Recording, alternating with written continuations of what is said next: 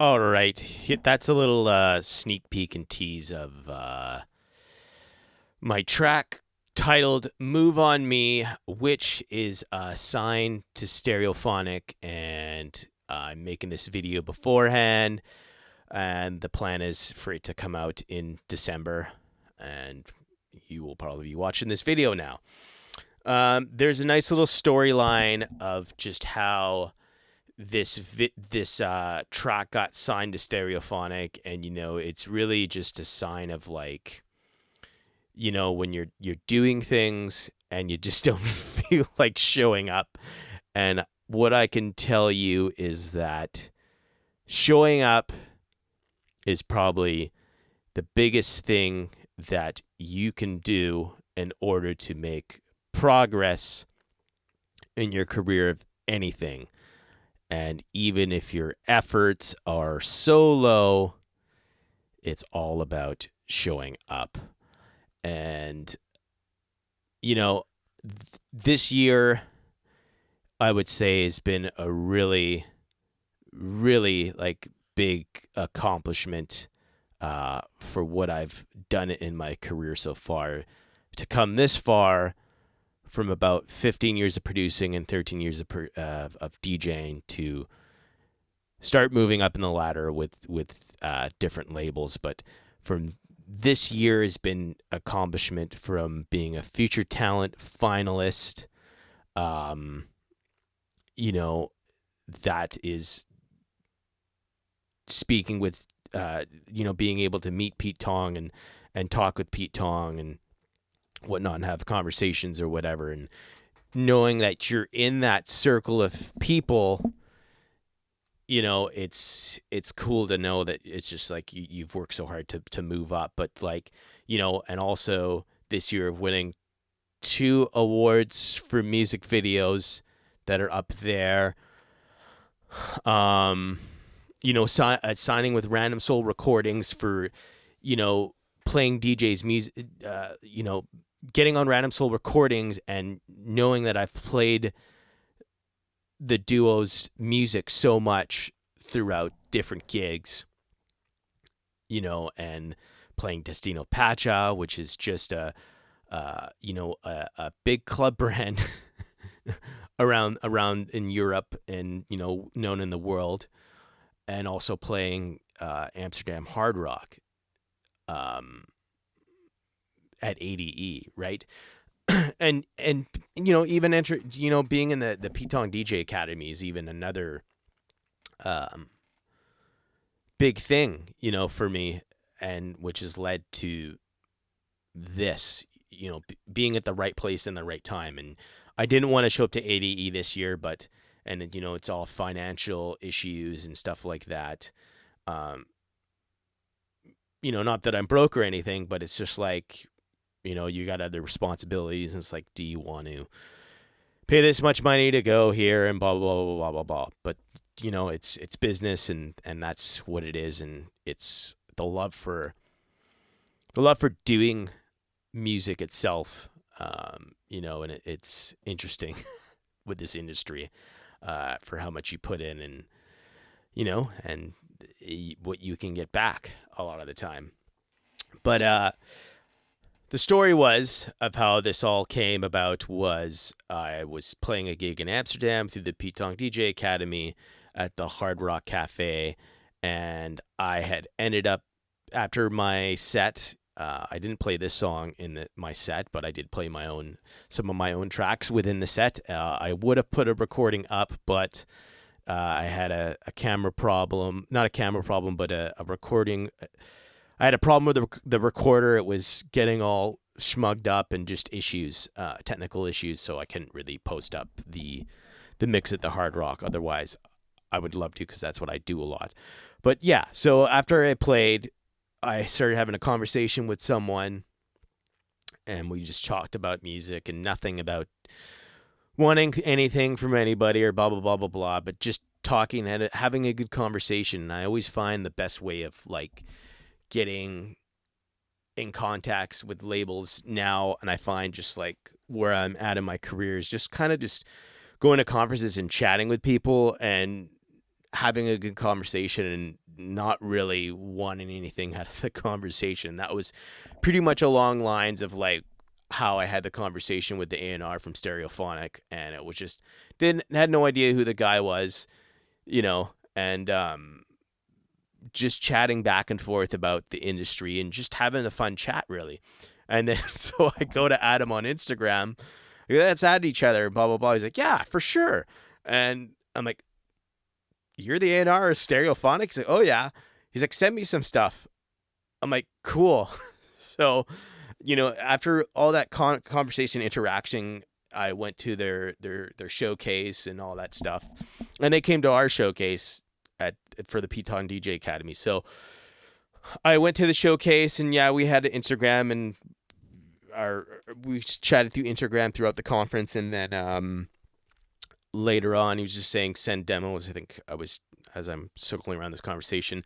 So I sent in some demos, and he told me to email them, and now we're here. And now I'm going to go through the video of just like, let's pull up the session here, and I'm just going to go through like how things are made and my decisions. And,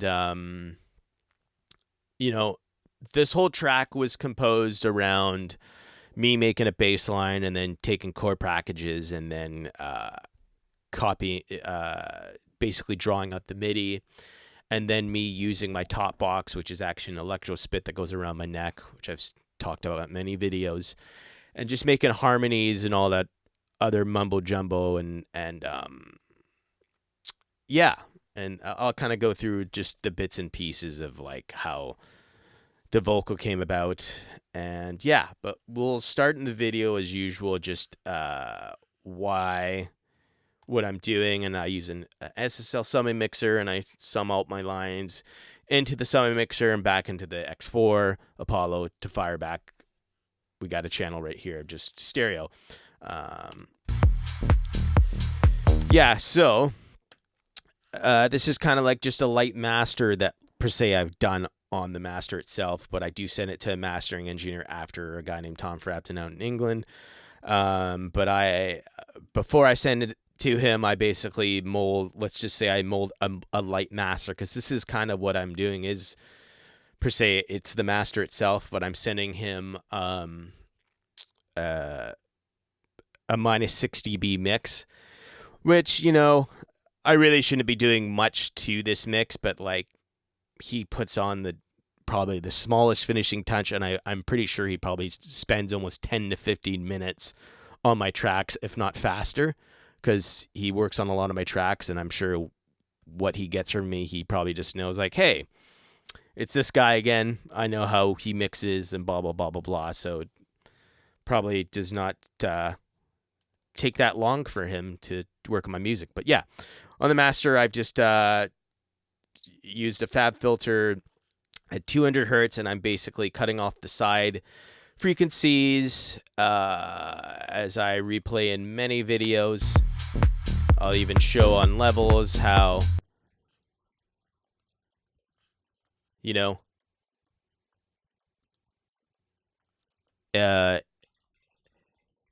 not going to really hear it as much, but you can hear the bass is not as prominent. A lot of the time when I'm doing this, I'm a little more aggressive. This one is just like a 6 dB one. I usually do about 12 unless I move something. But yeah, this is still, you can hear the kick is not as prominent in that area. And it's just giving more room in the mix to breathe, and less high end is per se high mids are not breathing throughout the mix. And then we have the Safara, which is just a preset, and I have it set on 3D, and you can even hear, let's keep this out. You can even hear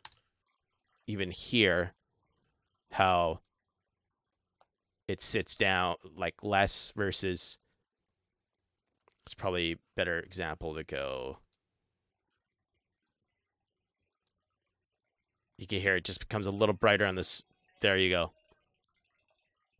But you'll probably hear it better in the mix with out this here. So you can hear it just kind of the side shrink versus. Let's hear.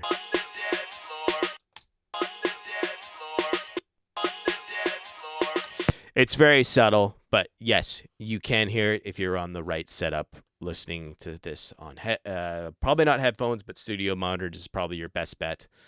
Depending on your headphones, you might hear it. Then we have the Magma, which is just giving a lot of saturation. And what I like to do is I turn down my summing mixer, and the saturator does a lot of heavy lifting. As you can look at the decibel level just drop. I don't do this on like every track, but like I try to create a balance within the levels plugin to have like a punchy mix. And as soon as I enable this, and I like it to stay green. Yes, it does go a little yellow. Excuse me. I like it to stay green, and it does go a little yellow, but it's what you're hearing and looking is use your ears, but yeah. So this basically just pumps up the mix a lot more in dB level. Cause like, what is it? Let's take a look at.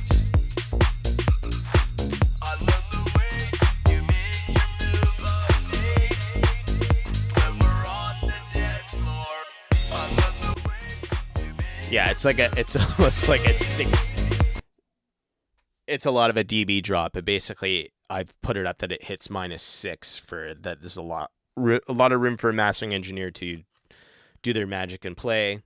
And then we have the bass room, which I have it using the preset Dance Pop Guru because like I want a more sparkly sound and a more mainstream sound because I love the sound of pop music. Not a fan of pop music, a lot of pop music, but pop music is the best mixed records because you have the best engineers in the world and the top tier equipment on them. Equipment is not just because you have the best equipment doesn't mean that you're going to get the best music. It's the people that are working on it. IMT would. What is this? Hi, IMT would buy your name.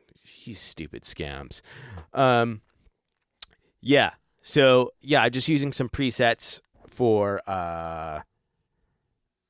here because I'm not in a proper room and this just helps, and I don't want to spend time going back and forth from my car for how a mix sounds, because if it doesn't sound good in a car, it's really not going to sound good anywhere else. I don't want to settle on saying that, but I believe that is true. If you do not have a great sounding mix in the car, it's just not going to sound good on other systems because car systems are pretty shitty. For on channels 1 and channels 1 and 2, like the main channels, I have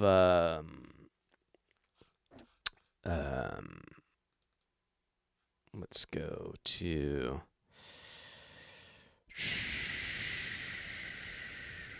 come on. Here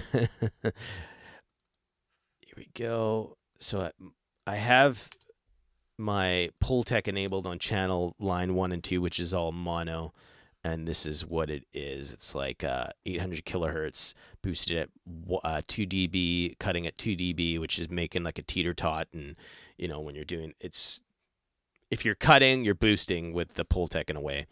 And then we're doing 3K boosting at 2 dB, cutting at 3 dB at 20K. And yeah, and the sharp's kind of just, I guess, curving things a little more. probably a little aggressive for what it is, but it works. I think 3 is more the magic number when you're mixing rather than going overboard with. If you're going 6, it might be a little crazy, but it all depends the situation that you're under. So what I've done in the kick drum, it is getting sidechain with the bass right here. So it's 74 hertz. Every time the bass hits, the kick will turn down in this frequency. And I've just done some subtractive EQ for making more room for stuff in the mix. And probably I process this because of the sample rate in Pro Tools, or the samples are just not connecting with the computer properly. So I had to commit to what I was doing. So from what I know, I had the saturator that I was using, the parallel aggressor, just to saturate the kick. And then I probably used the SSL at 100 kilohertz and 3K in the kick. Then we have, I'm using now Waves Curves, and I just think Waves Curves is just faster. It does exactly kind of what I do, and so it's like having an auto-engineered mix for you, and you do all the subtle movements, and you'd be surprised I'm still kind of adding a little more of the touch of what I'm doing, but it makes the mixing process faster because when I make songs, I'm always make my 8-bar loops or whatever, and then I mix it down, which is probably different than other people's ways of making tracks. I just like to mix the track down because I want a good sounding track when I'm arranging, so I know that the sound quality is optimal. So it's just like I have like almost less work to do. And when like the track's arranged, it's pretty much finished, and I go, hey, it's finished, rather than I've spend time arranging and blah, blah, blah, blah, blah. It's just I have the sound quality down, and I don't have to worry about that, and I can worry about arranging, and it just leaves more room for me to, in a creative process, than think like a mix engineer than a producer, right? So that's the thing, is I get that mixing process out of the way so I can think like a producer when I'm arranging. As we go to the Harrison, just boosting probably 3 dB, and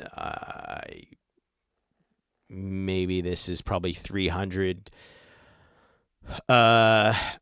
hertz or kilohertz or whatever, and then boosting at 4. I said 3 is the magic number, but in here it's 4 for me.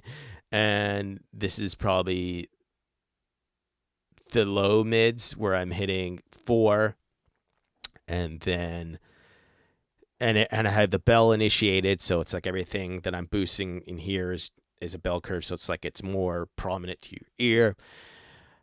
Boosting here at like 2 to 3K probably. I wish UAD, they haven't done it yet, but like to just know how much you're boosting the dB would be great. I know it's like you don't do that, you don't have that with analog, but it's just great to have plugins. UED, it'd be cool if you had that. And then we're just doing it 600 6K. Sorry. So it's just more of a frequency that things are prominent. I know it's around 1 to 5, but this is starting to get into like the airy area of frequencies. So I wanted just a little more air on that clap.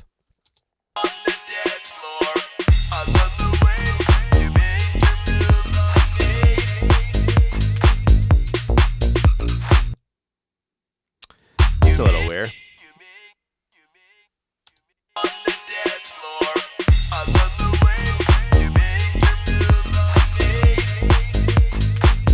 I don't know why I'm not seeing.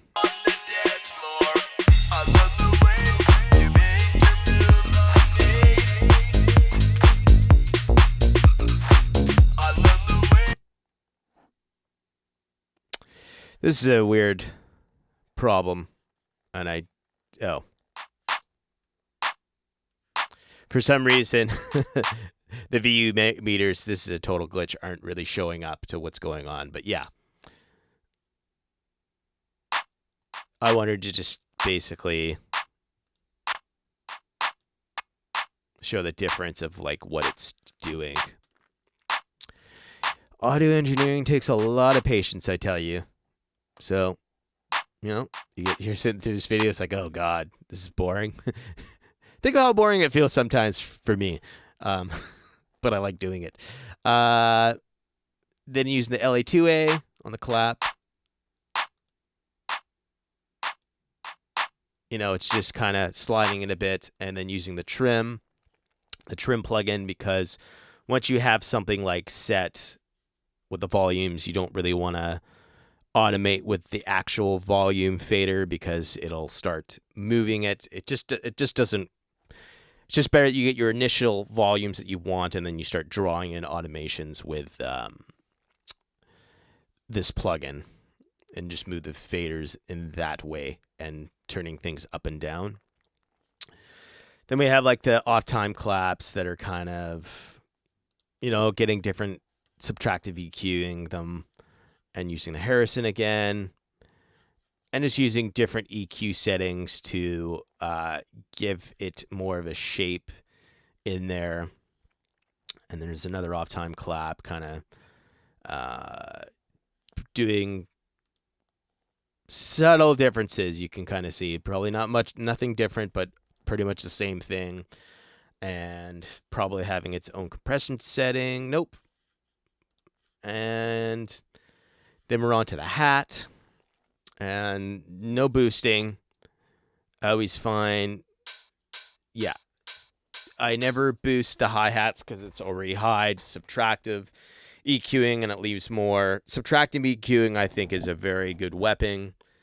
It does a lot more than boosting. That was one thing I find as a new engineer. Is just like I did boosting so much, and versus like I do boosting a bit, but a lot of things I do is subtractive mixing. Probably not doing that as much with the Waves plugin that I got now, that just almost does all the work for me. But I understand what I'm doing, and it's good to have good practice to understand like what your EQs are doing and why you're making the decisions and why the computer's made that decision, because it won't make the same decision that you want it to make. But the Waves plugin is great for, as you see it in some of the other videos. I think later on you'll see, depending how old the track is. Then we had the ride, some more subtractive EQ, You stupid thing.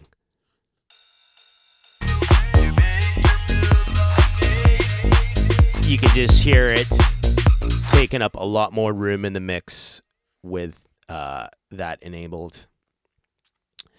Then we have just the snare, subtractive EQ, then boosting things. You can see the settings here. Don't really want to explain too much because I feel like I'm just getting a headache talking. But we've just, in the low mids, 300K, boosting it, giving it like a bell. Well, not boosting, but just doing the bell curves. And then boosting things at 3 to 4K. Then we're doing things in the 800 region and whittling things out and just giving it a little boost, probably 1 dB. Doing a shelf here because I can see the bell's not enabled. And just right at 10K, there's a nice shelf lift for air. The distressor. This is very important because holy crap, it makes the snare makes the snare for in the mix.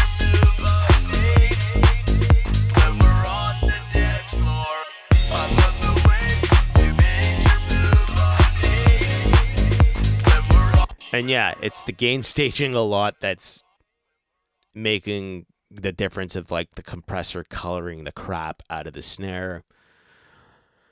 And just giving it a lot of punch so your snare doesn't sound like shit. Then we have just the pitch.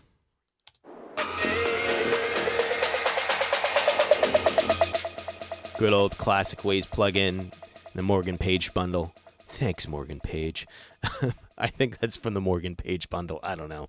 And then we have just using the trim for automation, pulling things back or forward.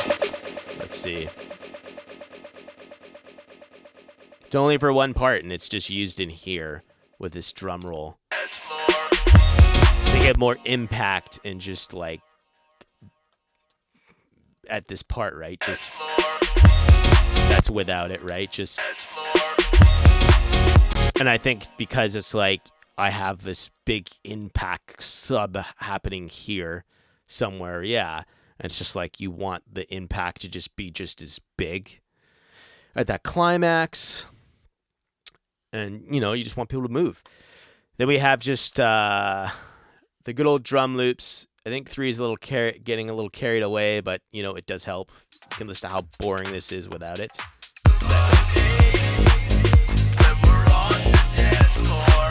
That's like without it. Right? It's just, I think having the drums might be a better example of just how boring it is without those drum loops. So this is like without it, right? And then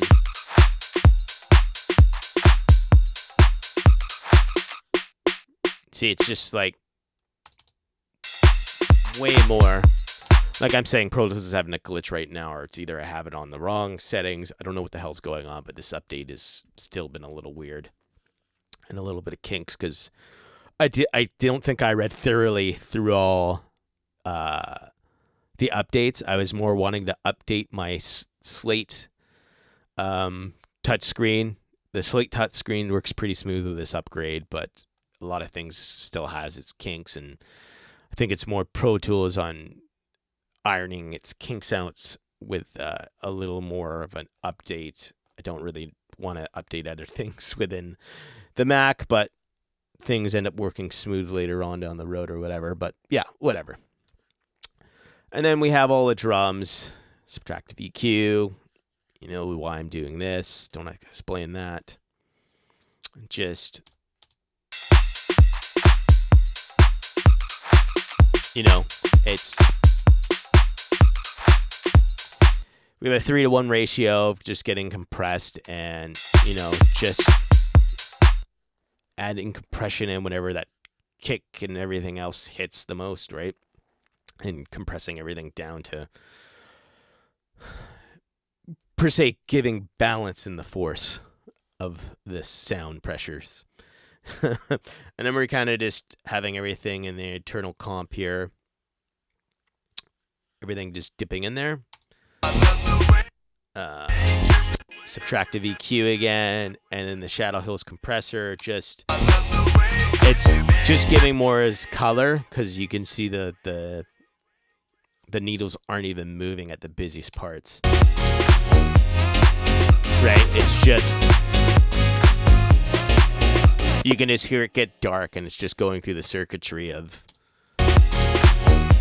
the plugin. Because I mean, this compressor is, I don't know, close to like 50,000 or more, or I don't know, 100. It's just ridiculous for how much it cost. And I'm sure in real life, you put anything through this, it's amazing. Just makes things sound amazing. So really, this is just getting a color of your per se a master. Sorry, it's a mastering compressor, but I'm using it as a bus, or yeah, I'm using it as a coloring bus per se. And then just we have the bass using the pumper. I don't use the pumper anymore, but I probably will be using it again because there's malfunctions with my plugins through the updates. So yeah, this is just,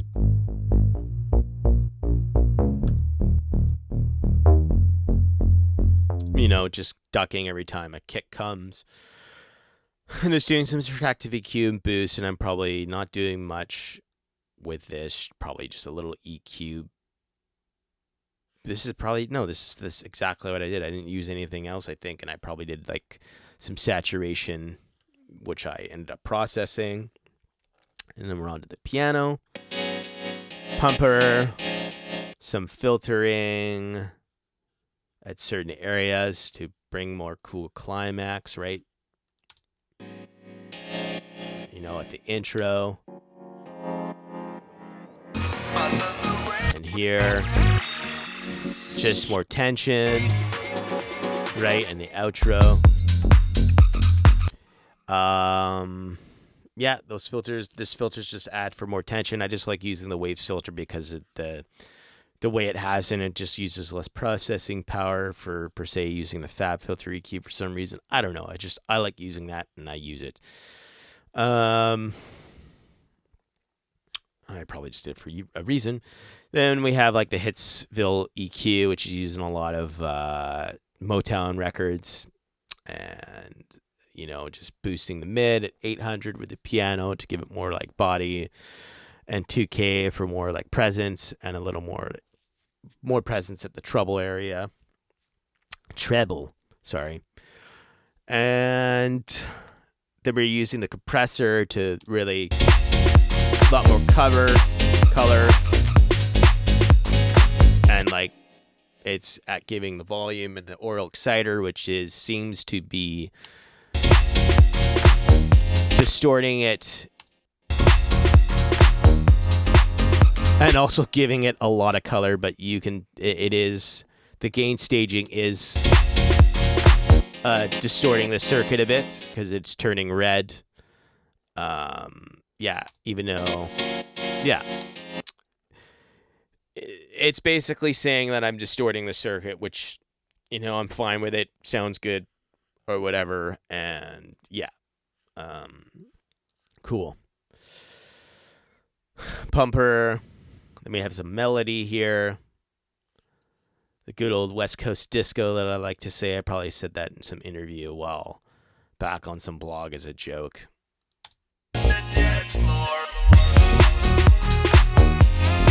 Because it seems you take over dance music when you've invented a genre. So I'm just going to call this West Coast disco. And like I said, I did that as a joke in an interview if you read it. Which probably some people haven't, but it's probably gone through some eyes of reading. Probably like, that guy's an idiot.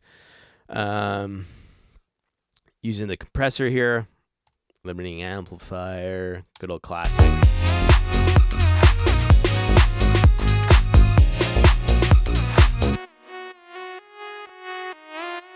And it's really coloring and giving it more of just a wavy sound, and it's more pumping again.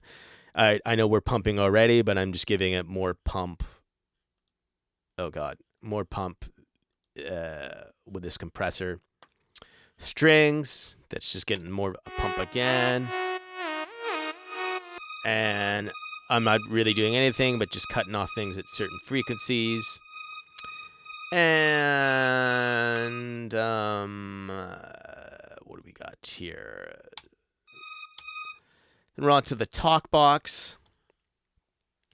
Let's just kind of go. What's here and there?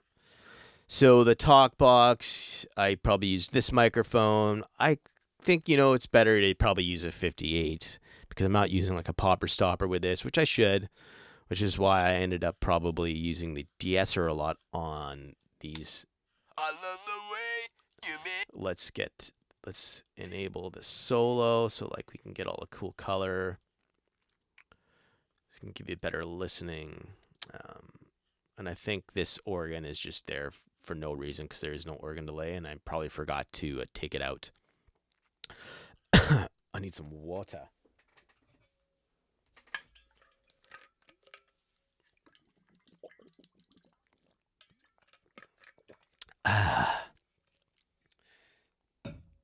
So, just doing some subtractive EQ. I love the way you make your move on me when we're on the dance floor. And then just boosting the Pultec at 3 dB with 5K. I wanted to use this because this plugin just has color. It's a tubed, and I have a real one right there. So, and then attenuating it at 5. So just doing the teeter-totter and just giving it a cool sound.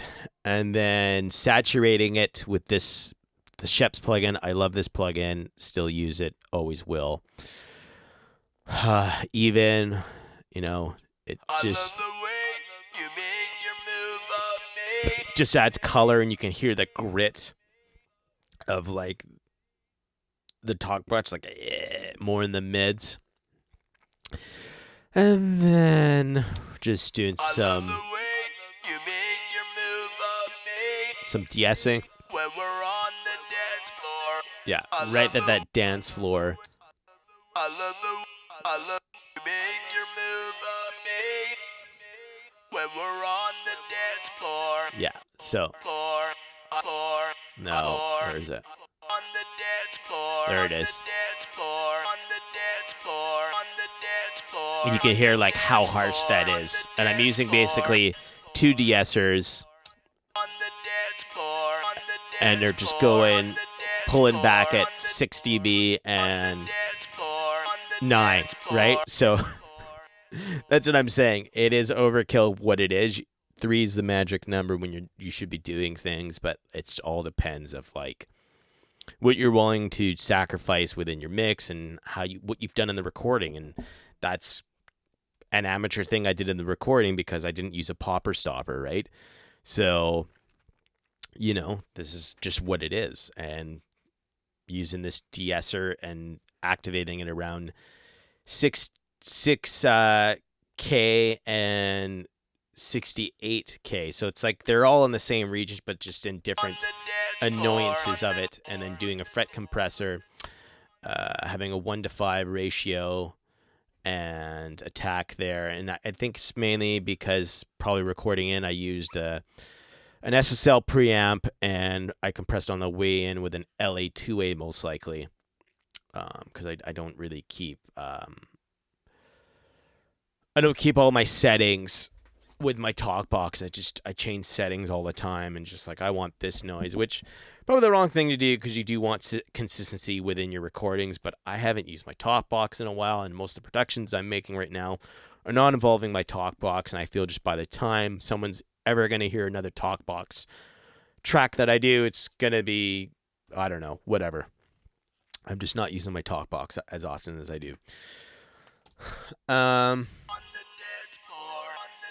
And here we have just the Waves plugin here. Let's use Grid so it just catches that loop properly. I'm using just the Waves plugin. This is probably the same track, just copied over. When we're on the dance floor. And it's just harmonizing what it is. So this track probably is in this key or in between this key.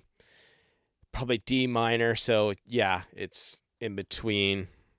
This would be, I guess, considered D minor because that's D or whatever. I don't know. I know that I did some kind of looking up before I picked this, but and then just the notes are generating themselves. I love the way you make your or just using my ears because like I just use my ears a lot. I used to be a guitar player, and it's just like my theory is not optimal all the time, but it's just I use my ears and that's it, right? And I trust them. And then we're just doing kind of the same thing, and most likely a lot of the majority of the settings are much the same. But yeah, let's just kind of hear things. Everyone loves to hear things soloed, so let's just solo these vocals. I love the way you make your move on me when we're on the dance floor. I love the way you make your move on me when we're on the dance floor. I love the way you make your move on me. Well, let's add this part because you'll hear the more lows. When we're on the dance floor, I love the way you make your move on me. When we're on the dance floor. Yeah, so then I have the highs panned out all the way and the lows more in your face for when they come in, and this comes in more of the the last part of the song. And then just printing out all the vocals and making a delay with the H delay at 1/4, and I think it's ping-ponging. No, it's not ping-ponging.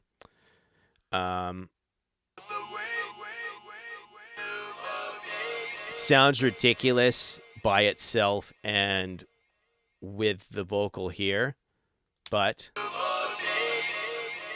when we're on the dance floor, I love the way you make your move on me. But it works perfect within the mix because there's so much space here.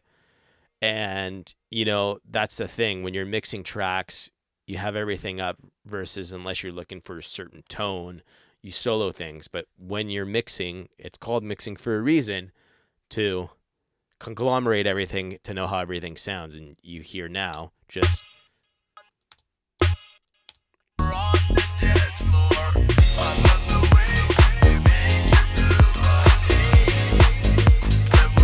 It just sounds way better versus without it.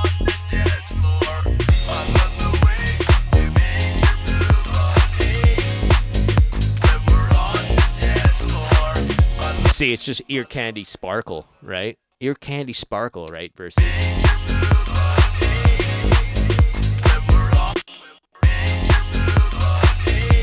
I think it would have been better ping-ponged. I don't know why I didn't select it, but... yeah, it would have been way better ping-ponged, but I didn't do that. I wanted more just a balanced... a more balanced sound. I like more balanced things than more, per se. This would have given it a more dynamic sound if I did the ping-ponging, right? Just, it wouldn't have been as boring, per se, but there's other things that are correlating to help out because there is so much things going on in a dance music production versus, you know, hip-hop production. You know, that's the reason why everything's so loud in hip-hop, because there's less things going on. The speaker has less work to do when moving versus in dance music, you have more things hitting the speaker. The diaphragm's not going to move as much. It's like the more that speaker can vibrate and just push back and forth, you're going to have it's going to be more perceived as louder when you're listening to it, and the bass is going to hit hard, right? But yeah, it's just engineers that you hire or whatever to get certain sounds, and I don't know, just everything changes over time and I don't know, whatever, who cares? And then we're just using kind of ear candy effects here, like the risers and whatnot and stuff like that. Yeah. And I feel like that's what wraps up. And then, yeah, we just have like the piano delays and stuff like that. Using like the Hitsville. There it is. That took a while to come up.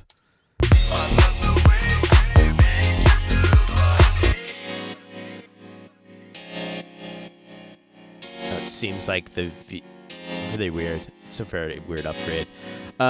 So this is just giving it more character because you need the verb. And it's just gradually there, not too much. And then I'm compressing things, side chaining, so every time the piano's hitting the room, it compresses the kind of like noise reflection per se. Yeah, as you hear, it's like there's a lot more noise at the echo versus here it's just pulling back every time the compressor hits. And it does. I feel it makes a difference with the production having this enabled and disabled.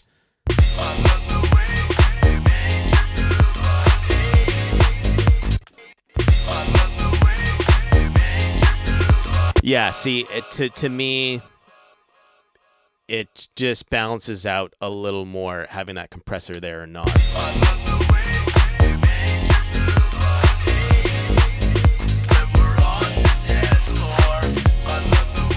Yeah, it just gives it more of like a 3D sound, like you can hear, versus when this compressor is enabled and disabled, that like when the compressor's off, the reverb gets really cloudy, versus when you add this compressor at a side chain, it goes in the back of the mix because of how I have it in the back of the mix. It's pan wide, and a lot of my stuff, a lot of stuff that I have pan within the mix, my reverbs stay in the back of the mix, and a lot of the things like high frequencies stay in the back of the mix, and like frequencies color things differently to bring things forward and back. So you got to know how like those work over time. But like, you know, like my aux tracks, like the drum bus and the instrumental bus stays in the back of the mix, just a color, and then this gets put into the compressor and into the mix. But yeah, this off just gives that color and balance in the back. Let's see how long we're at this video to see how annoying I am to everybody. 47 minutes. We're making good time. But yeah, it definitely does a great job in doing that.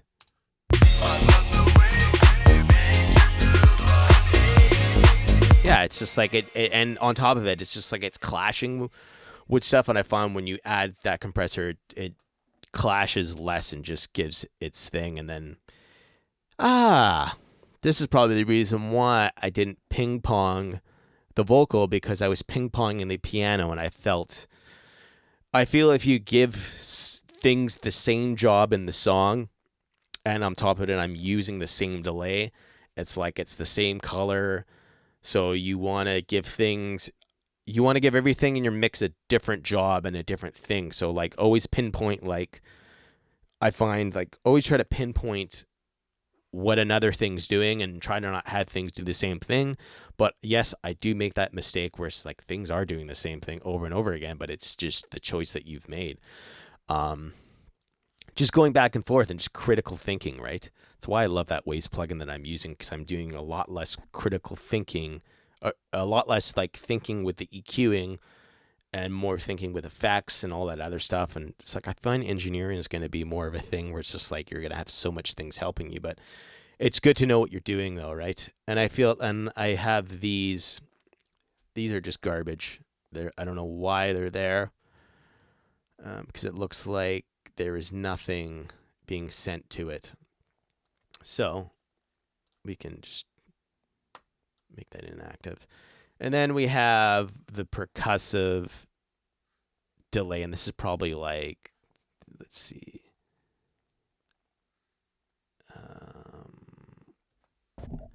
I know it's being